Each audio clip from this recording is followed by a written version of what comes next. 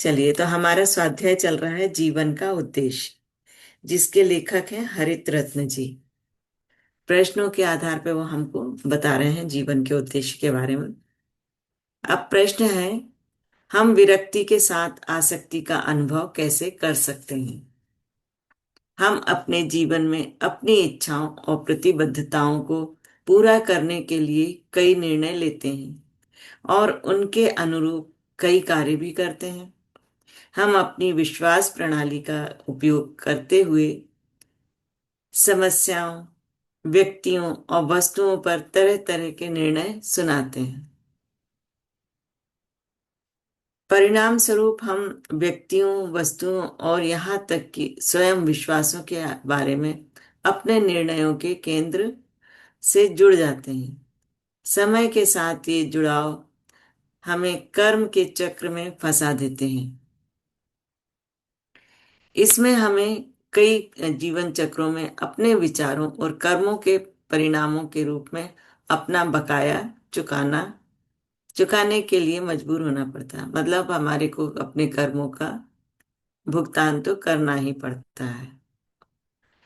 इस वजह से कई बार नकारात्मक विचार और भावनाएं हमें घेर लेती हैं, हमारी आंतरिक शांति को भंग करती हैं और हमें अपने जीवन को लेकर असंतुष्ट महसूस कराती हैं।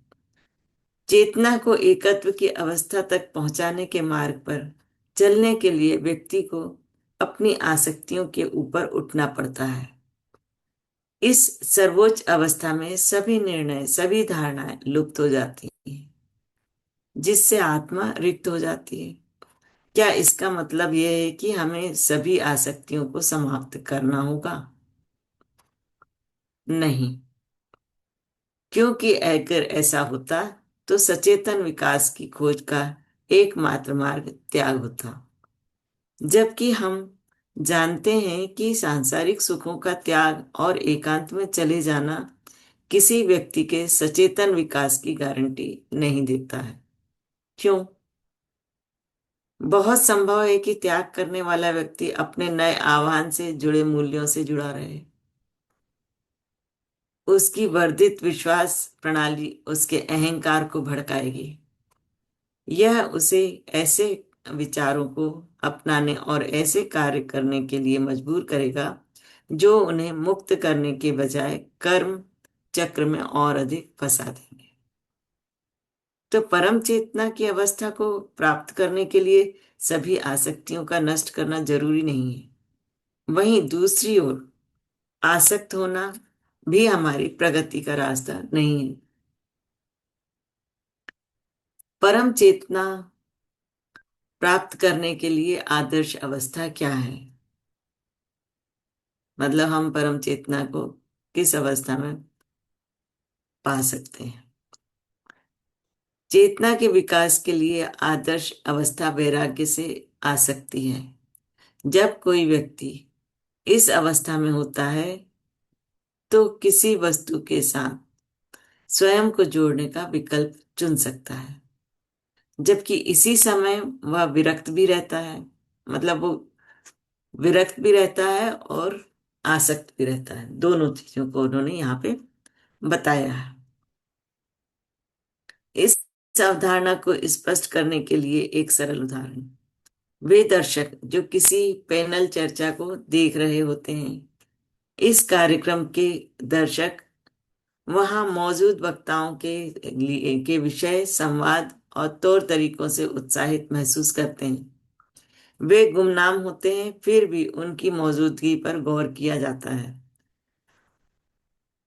इसके अलावा वे पैनल चर्चा में भागीदारी के वास्तविक कार्य से मुक्त रहते हैं। मतलब पैनल में बैठे जरूर रहते हैं, लेकिन उनके ऊपर कोई दायित्व नहीं होता है।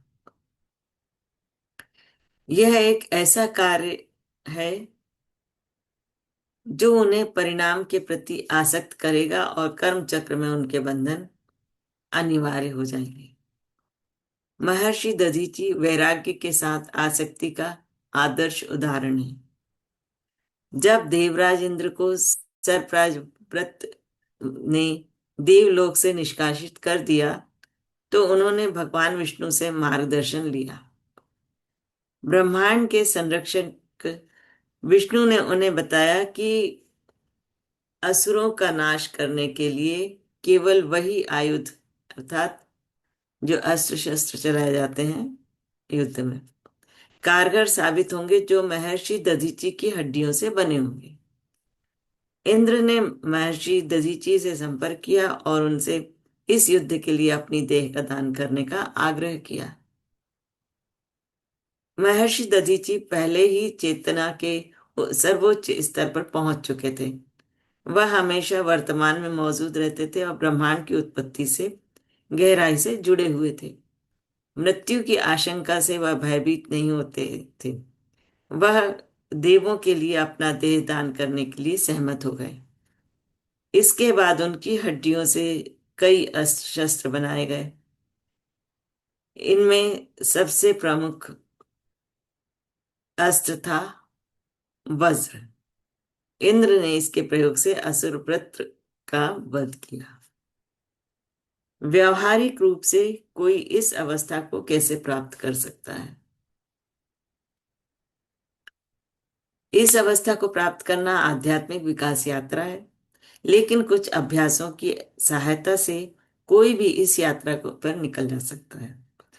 व्यक्तिगत रूप से मुझे एक विशेष ध्यान तकनीक बहुत उपयोगी लगती है। मैं इसे मौन बैठना कहता हूँ। यहाँ वो तकनीक बता रहे हैं कि कौन सी है।